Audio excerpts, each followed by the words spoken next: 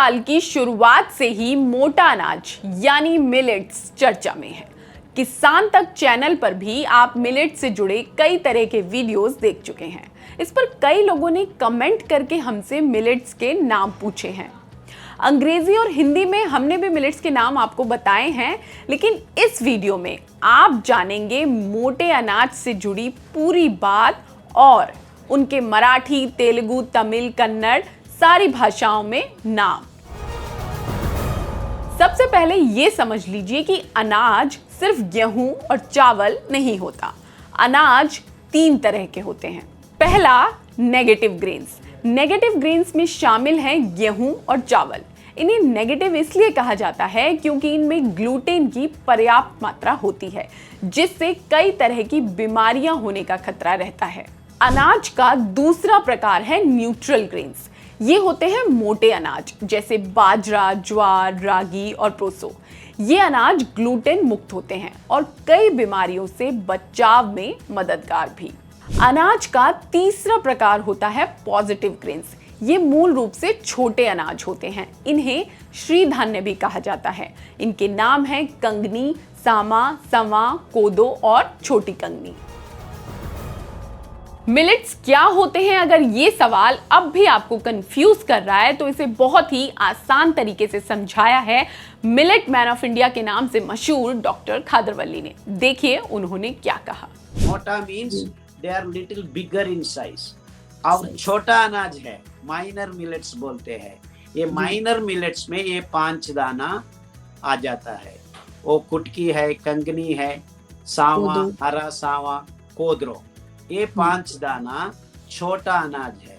मोटा अनाज, छोटा अनाज, सब ये सारे मिलाकर मिलेट्स होते हैं श्री। हाँ, मिलेट्स और ज्यादा है और बहुत सारा है।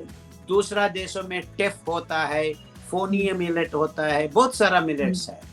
ये सब का मिलेट का दाना का प्रमाण बहुत छोटा होता है, इसीलिए सबको ग्रुप करके मिली मीन सूक्ष्म रूप, बहुत छोटा मिलेट, इसीलिए मिलेट कहलाता जाता है। इसमें minor millets, major millets. Minor millets को उगाने के लिए पानी का जरूरत नहीं है।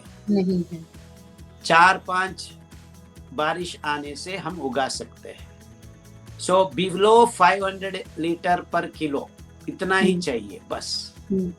और मोटा अनाज को 500 से 1000 लीटर पानी भरना है 1 किलो हम उगाने के लिए। और सफेद चावल को उगाने के लिए 800,000 लीटर भरना है।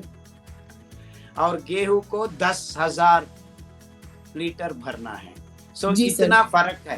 अब जानिए इन 9 मिलेट्स के नाम हिंदी और अंग्रेजी के अलावा उन भाषाओं में भी जिनसे आप इन्हें आसानी से पहचान और खरीद सकें। सबसे पहले आता है बार्नयार्ड मिलेट।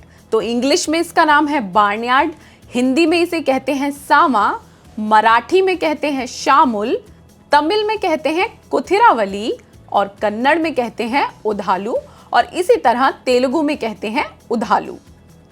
फिर आता है कोदो मिलेट। कोदो मिलेट को हिंदी में कहते हैं कोदो, मराठी में कोद्रो, तमिल में वरागु, कन्नड़ में अर्का और तेलुगु में इसी से मिलता जुलता अरिकेलु। फिर आता है लिटिल मिलेट।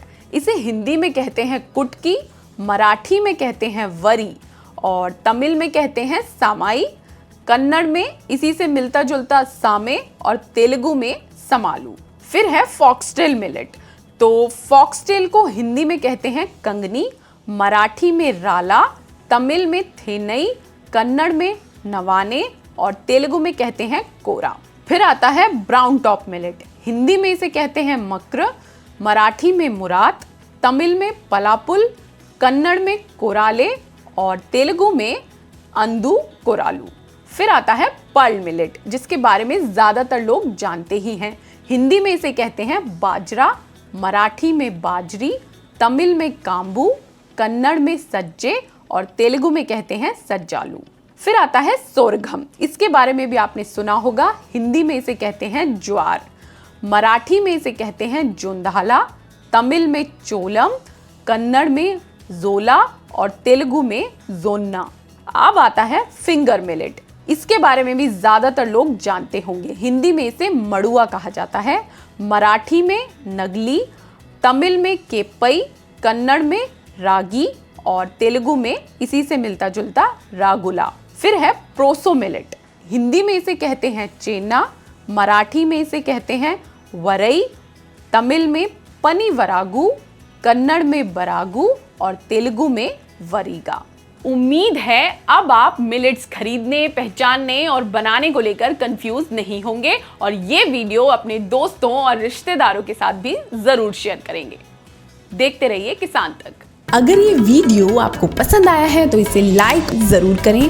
अगर चैनल अभी तक सब्सक्राइब नहीं किया है तो कर लें और नोटिफिकेशन पाने के लिए बेल आइकन भी दबा दें।